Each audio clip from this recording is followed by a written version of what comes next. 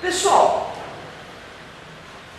como vocês são alunos extremamente curiosos, vou trazer aqui para vocês, para sacudir a cabeça de vocês, uma noção que vocês só iam discutir no início de uma faculdade. No início de uma faculdade, lá depois que tu fez o teu terceirão, tu escolheu de repente fazer uma faculdade da área de exatas, né? Matemática, física, engenharia. No começo do curso vai ter uma aula ou de matemática básica, um absurdo, imagina, o cara fez um ensino fundamental e médio estudando matemática básica, tem faculdade, o cara entra na faculdade e vai estudar matemática básica, inacreditável. Mas tu vai para uma faculdade um pouquinho mais forte, tu já começa estudando cálculo, ele já supõe que tu passou no vestibular porque tu sabe matemática básica. Então tu vai ter noções de cálculo. Esse cálculo é como se fosse uma matemática mais avançada. É a matemática, teoricamente, que as pessoas adultas vão aprender para aplicar na vida delas mesmas, que o engenheiro usa para calcular a espessura dessa viga para ela não quebrar. Imagina, né? Quantas toneladas não estão apoiadas aqui em cima, já que tem vários andares aqui para cima, né? O engenheiro tem que ter muita certeza, né, de que essa viga não vai quebrar em cima da gente, né? Certo? Tomara que ele tenha estudado bastante cálculo, né? Pois então, é claro que assim, meu Deus do céu, eu tenho poucos minutos, eu não poderia te dar uma aula de cálculo, até porque a aula de cálculo ela é delicada, tão cheia de detalhes. Eu quero só com um resumo te fazer entender algumas coisas muito legais. Um resumão. Quer ver uma coisa bem tranquila? Imagina o seguinte, ó.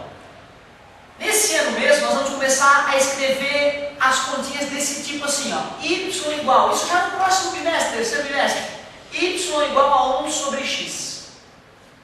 Tu concorda que para cada valor de x que eu escolher, eu posso calcular um valor para y? Tranquilo, né? Vou até fazer uma tabela aqui. X e y. Por exemplo, se o x fosse 1, quanto é que ia dar o y? 1, parabéns, 1 dividido por 1. 1. Se o x for 2, quase. 1 dividido para 2, né? 1 real para 2 pessoas dá 50 centavos para cada um, não é? Tudo bem para vocês? Se fosse 3, daria 1 dividido por 3, que é 0,33. Se fosse 4, e eu estou fazendo de cabeça porque a gente tem pressa, né? Poderia fazer com calma. 0,25. Parabéns, garoto, 25 centavos, 0,25. O que vocês estão percebendo, galera? Quando aumenta a x, o que está acontecendo com y? Diminuindo. Está diminuindo, né? Está vendo? Cada vez menor, né? Vou começar a botar valores maiores aqui no x. 10. 1 dividido para 10 vai dar 0,1. Tudo bem? 1000. 1 dividido para 1000 vai dar 0,001. Curioso, né? Interessante. Vamos fazer um aqui. Aumentar um pouquinho essa tabela para cima. Deixa eu aumentar essa tabela aqui para cima. Se para baixo o x estava aumentando, para cima... Aumenta. Estava aumentando, vou diminuir, né? Tipo 0,1. Não é isso? Se eu botar 0,1 no x, 1 dividido por 0,1 igual às casas, elimina a vírgula, vai dar 10. Né? 0,001. 3 casas, né? Eu teria que botar 3 zeros, né? Daria 1000. Beleza? Que curioso. Quanto maior o valor de x, menor o valor de y, né? E o contrário também acontece, né? Quanto mais próximo de zero está o valor de x, maior o valor de y. Que curioso. Aí alguns matemáticos começavam a se perguntar: e se eu colocar zero ali no x? Parabéns. Não é uma ideia que nós já discutimos uma vez ou outra? Se esse número aqui for zero, se eu for dividir por zero, o resultado vai ser infinitamente grande. Isso, para alguns já pode parecer tranquilo, que eu já venho plantando essa sementinha desde o 6º ano em vocês, porque eu quero que vocês percebam que o cálculo é, na verdade, fácil, se a gente entendeu as bases dele. Mas para alguns fica absurdo acreditar nisso, que dividir por zero dá um número infinito. Mas para te provar isso, eu vou botar um número aqui bem próximo de zero. Tu concorda que isso aqui é quase zero? Observa, se nós fôssemos dividir igual as casas, 1, 2, 3, 4, 5, 6. 1, 2, 3, 4, 5, 6. 1 milhão dividido por 1 dá 1 milhão. Concorda comigo? Tu consegue perceber que se aqui fosse 0, 0, 0, 0, 0, 0, 0, 0, 0, 0, 0, 0, 0, 0, um monte de zero. Tu concorda que aqui ele ia ter que botar 0, 0, 0, 0, 0, 0, 0, 0, 0? Não é? Ou seja, quanto mais próximo de zero for esse número, maior é o y. Então a Hannah tem que estar coberta de razão. Se fosse zero no x, porque não dá para botar zero lá, né? Mas se fosse zero, o resultado seria infinito. Difícil de aceitar isso, mas importante enxergar essa verdade. Esta verdade.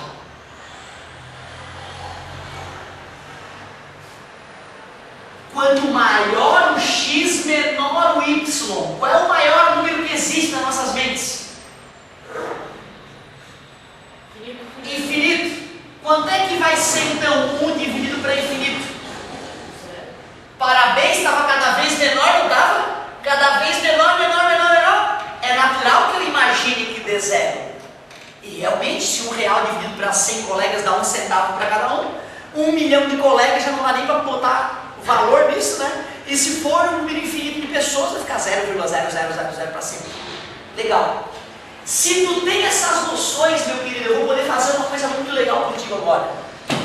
Vou te mostrar como é que os matemáticos descobriram a área de um círculo. Como é que os matemáticos descobriram como é que se calcula a área de algo redondo. Usando essa ideia. Usando a ideia de que 1 dividido por 0 dá infinito e 1 dividido por infinito dá 0. Preciso dessa ideia. Para ficar elegante na matemática, para parecer bonito, a gente escreve assim, ó. Limite de 1 sobre x, quando x tende a 0.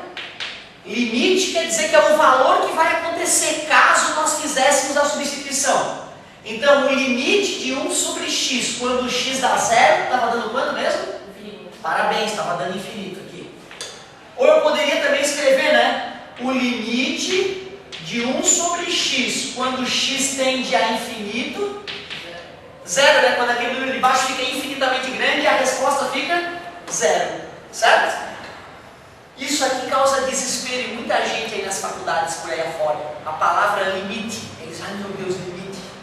E a maior parte dos problemas tem a ver com isso, quando dá infinito. A galera não consegue enxergar isso. E tu vê, uma tabelinha boba dessa, a gente consegue ter essa noção. Agora vem a parte bonita. Já que vocês me mostraram que tem ótimas noções de limite e limites importantes, 1 dividido por 0 dá infinito, 1 dividido por infinito dá 0, ideias bem legais. Deixa eu até te contar, uma vez um aluno do primeiro ano do ensino médio, eu expliquei isso para eles, né, no primeiro ano do ensino médio, daqui a 2 anos para vocês, eu contei isso para ele, e o cara não aceitou, né? Aí ele chegou no outro dia, professor, fui lá ver na internet uma explicação lá que dizendo que 1 dividido por 0 não pode dar infinito. Isso está errado. Aí eu comentei com ele, amigo, se isso estiver errado, nós vamos ter que reescrever todos os livros de cálculos que já foram escritos. Porque toda a ideia moderna de cálculo depende dessas ideias simples. Agora olha só. Nós não sabemos calcular a área de coisas redondas por enquanto, né? Nós sabemos calcular a área de um retângulo, por exemplo, que é lado vezes lado, ou até de um triângulo, né? Alguém lembra? Base sobre, porque cortou ao meio, né? Lembra? A área do triângulo é base vezes a altura sobre 2, porque é um retângulo cortado ao meio, né? Beleza. Olha só a sacada dos matemáticos para calcular a área de um círculo, cara. Vê se não é de arrepiar os cabelos. Primeiro os caras pensaram, olha, eu vou pegar o círculo e vou dividir em vários triângulos iguais. Se eu dividir um círculo em vários triângulos iguais, 1, 2, 3, 4, 5, N triângulos iguais. Tu concorda dizer, se fossem 6 triângulos iguais, eu poderia dizer que a área do círculo é aproximadamente 6 vezes a área dos triângulos. Tu aceita essa ideia? 1, 2, 3, 4, 5, 6. Imagina que tem 6 triângulos iguais. Eu não estou dizendo que é igual, estou dizendo que é quase igual. Por que eu não posso dizer que é igual? Olha para a figura. Por que eu não posso dizer que é a soma dessas áreas da área total? Concorda com o colega? Se não tivesse aquela sobrinha, eu poderia dizer que é igual. Concordas comigo?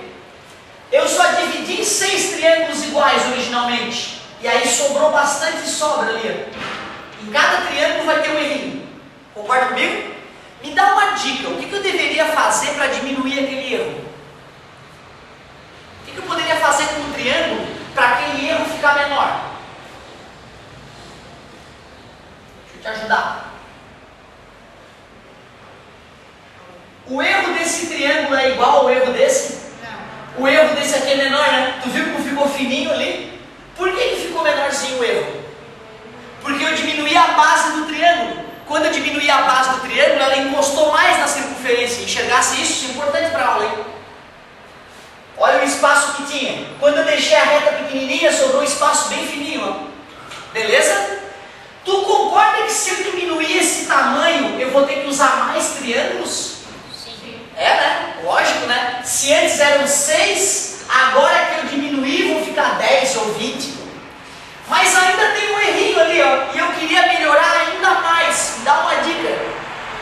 Diminui mais o triângulo, tudo bem para vocês? Tu concorda que quanto menor a basezinha do triângulo, mais precisa vai ser a minha ideia?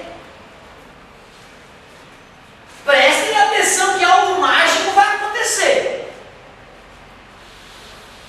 Peguei o círculo, estou dividindo em vários triângulos. Só que eu quero que os triângulos sejam bem pequenos. Por que bem pequenos? Para que o erro seja pequeno. 1, 2, 3, eu não sei quantos são, né? Não sei quantos são. Mas vamos chamar de N o último. Então, se forem 1000 triângulos, o N é 1000. Concorda comigo? Eu te pergunto, com tudo aquilo que a gente está vendo, o que eu devo fazer com o número de triângulos para que fique igual, para que não tenha erro? Quantos triângulos eu tenho que usar para que não tenha erro? Será que é possível descobrir o número de triângulos que não dê erro nesse cálculo? Se eu for criativo e me permitir usar infinitos triângulos, meu Deus, eles seriam muito pequenos, eles teriam a menor base do mundo. Concordas comigo? Nessa hora o erro vai diminuir a 0, porque é tão pequenininho o lado do triângulo que ele encosta na circunferência. Tem que ser criativo para visualizar isso. Tem que ter cérebro musculoso. Triângulo grande. Nossa, que erro grande. Triângulo menor. Nossa, como diminuiu o erro. Ainda tem, mas diminuiu. Se o triângulo é infinitamente pequeno, o erro é infinitamente pequeno. É 0. Tudo bem para vocês? Para que eu tire aproximadamente e bote igual, eu tenho que dizer a área é igual ao limite da área dos triângulos quando n tende infinito. Só para usar o raciocínio elegante da faculdade, a ideia de limite, né? Mas como é que se calcula a área de um desses triângulos? É base vezes a altura dividido por 2. Vou desenhar o triângulo aqui, grandão primeiro, a base dele é B. Agora eu não vou. Agora que eu me empolguei, eu não vou. A área de um deles é base vezes altura sobre 2. A área é igual. Como é que chama isso mesmo? Limite quando n tende ao infinito. Para ficar bonito, a setinha está dizendo que está se aproximando. Ele não pode dizer que é infinito, ele pode dizer que se aproxima. Né? O infinito, nem eu sei que é infinito, pelo amor de Deus. Eu sei que é grandão. Agora, quanto é, eu não sei. Por isso que a gente não diz que x é igual a infinito. A gente diz que x... me enche de orgulho. Quem é a fórmula na área? Quem é? Base. Mas espera aí, gente. Quando esse n for infinito, tu concorda que a base vai ficar bem pequena? E a altura? Tu concorda que a altura vai estar cada vez mais próxima da circunferência? Porque antes ela não encostava, ó. À medida que eu fui diminuindo os triângulos, ela foi ficando mais próxima. Quando o triângulo for infinitamente pequeno, tu concorda que a altura do triângulo é o próprio raio da circunferência? O que é o raio da circunferência? Não é a distância daqui até aqui? Se o triângulo está encostado na circunferência, a altura dele não é o próprio raio? É, né? Então tu vê, ó, quando eu for fazer o n tender a infinito, esta altura vai se transformar no raio. Sobre 2 não vai mudar, sobre 2. Por que o h virou r? Porque para o triângulo pequenininho a altura dele é o raio da circunferência, porque ficou bem pequena a base. Mas vem cá, essa aqui é a área de um dos triângulos. Eu queria a área de todos, não é? Não tem que somar a área de todos? Eu tenho que multiplicar por n aqui na frente então, né? Aquilo ali era a área de um só. Quando era 6, era vezes 6. Se fosse 1000, era vezes 1000. Eu esqueci de multiplicar por n ali, né? Tenho vezes n. Agora, passo final para eu ir embora orgulhoso. O que é n vezes b?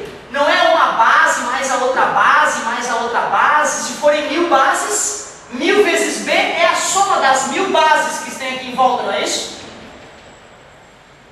Então, n vezes b, b mais b mais b mais b mais b mais b, não é o próprio tamanho da circunferência? Quando n for um número infinitamente grande, n vezes b é o tamanho da circunferência. E como é que mede uma circunferência, vocês lembram? Circunferência é 2πr. 2πr é o tamanho de uma circunferência. Como eu vou substituir n vezes b por 2πr, olha a mágica final. 2 em cima dividido por 2 embaixo dá 1. E r vezes r ao quadrado.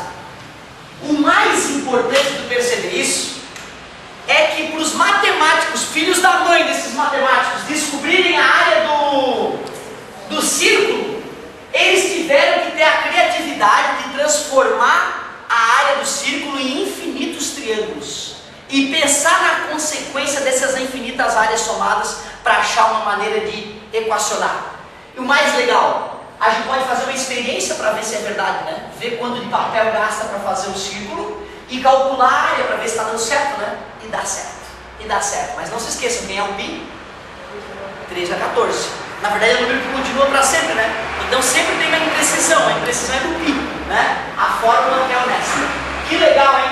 Parecia que infinito nunca ia ser aplicado na vida, né? Mas até para a área do círculo o cara usa a ideia de infinito. É por isso que eu sou tão apaixonado pela matemática.